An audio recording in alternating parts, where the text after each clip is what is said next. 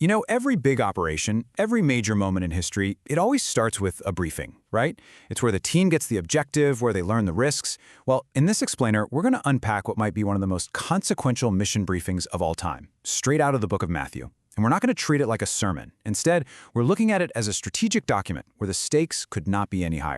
So here's how we're going to break this all down. First, we'll look at the mission itself. Then, we'll meet the team that was handpicked for the job and get into their field manual. After that, we dive into the threat assessment, and trust me, it's intense. And finally, we'll try to understand the ultimate reward that made this whole dangerous thing worthwhile. All right, first things first, the assignment. Now, this isn't just a casual suggestion or a friendly request. No, this briefing kicks off with a direct and, frankly, an incredible transfer of power. And it's all for a very, very specific purpose. The word that just jumps off the page here is authority. This is the absolute core of the whole directive. See, the team isn't just being told what to do. They are literally being given the power to do it. This one detail right here, it sets the stage for everything else that's about to happen. Okay, so for a mission this critical, you'd expect a team of experts, right? Maybe scholars or soldiers? So who exactly got the call for this incredibly high-stakes assignment? Well, the actual roster, it might surprise you.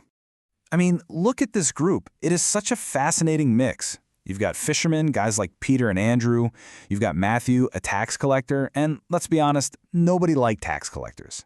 And then there's Simon, a zealot, which means he was basically part of a radical political movement. This was definitely not a uniform group. It was a deliberately diverse team. And then you get this line. The text drops this detail right here at the very beginning of the mission. It's just this chilling piece of foreshadowing, a built-in warning from the get-go that betrayal, that risk from within, is absolutely part of the story. Okay, so let's get into the practical side of things. We're talking about the field manual, the actual rules of engagement. I mean, any good mission briefing has one, and this one is no different. In fact, the rules here are remarkably specific. So here are the parameters, laid out plain and simple.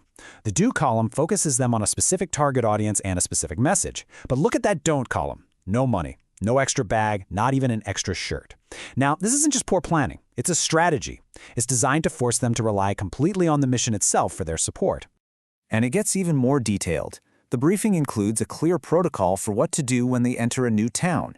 It tells them how to find a local contact, how to act if they're welcomed, and even what to do if they're rejected. This is basically a complete social engagement strategy. And now, the tone of the briefing takes a really dark turn.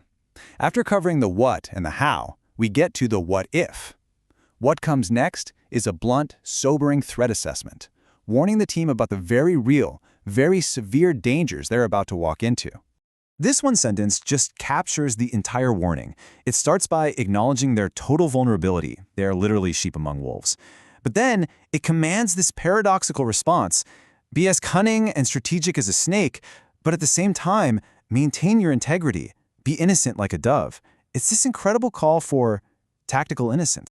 And these warnings, they are not vague. We're talking about incredibly specific opposition. They're told to expect institutional backlash from courts, physical punishment in religious centers, and political persecution in front of the highest authorities. The threat is presented as coming from everywhere. And this drills down to the most painful level of conflict imaginable. The mission, they're told, won't just create enemies out there, it's going to shatter the most fundamental human bond there is, the family. I mean, that is just a staggering prediction of social chaos. So after laying out all those mortal dangers, we get this.